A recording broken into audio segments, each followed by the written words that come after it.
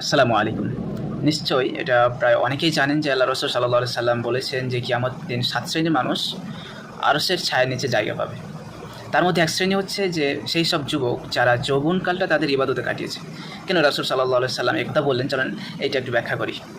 তাহলে যৌবনকাল হচ্ছে আমাদের এমন এক সময় যখন থাকে প্রবল শক্তি, ইচ্ছা, সুযোগ। এই সময় কেউ যদি আল্লাহর ভয় রাখে, হারাম থেকে বেঁচে থাকে, সৎ কাজ করে, নামাজ, রোজা, কোরআন অধ্যয়ন করে, তাহলে সে হচ্ছে প্রকৃত তাকওয়া এবং আত্মসংযমের এক অনন্য উদাহরণ। এই যৌবনকাল নিয়ে অর্থাৎ কোরআনের দৃষ্টিতে তরুণদের গুরুত্ব দেখি আমরা।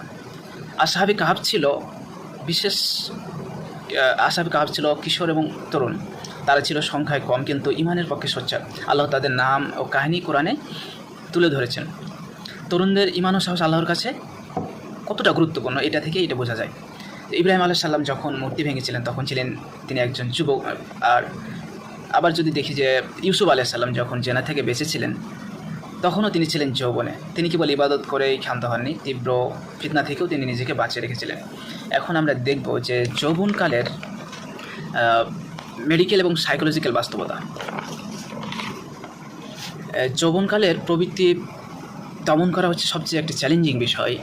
আমাদের ব্রেনের যে প্রিফ্রন্টাল কর্টেক্স রয়েছে, অর্থাৎ যেটা প্ল্যানিং জাজমেন্টের জন্য রেসপন্সিবল, এই সময় পুরোটা ম্যাচিউর হয় না। তার ফলে অনেকে এই সময় ফাঁদে পড়ে যায়। এই বয়সে কেউ যদি ইবাদত, তাকওয়া এগুলোর মধ্যে নিজেকে রাখতে পারে, তাহলে হারাম থেকে বেঁচে থাকতে পারে, তাহলে অবশ্যই তার ব্রেনে একটা পজিটিভ রিওয়ারিং তৈরি হয় যা ভবিষ্যতে তার চরিত্র গঠনেও সহায়তা করবে। আবার যৌবনকালে যদি দেখি যে হরমোনাল চ্যালেঞ্জটা হচ্ছে অত্যন্ত গুরুত্বপূর্ণ একটা বিষয়। যে যৌবনকালে টেস্টোস্টেরন এবং এস্ট্রোজেন বেড়ে যায়। এর ফলে সেক্সুয়াল আর্জ অর্থাৎ যৌন আকাঙ্ক্ষা এই সময় যুবকদের বেশি থাকে। তারপর ইম্পালস তৈরি হয়, নিজেকে প্রায় ডিস্ট্রাকশান সব কিছুই বেড়ে যায়।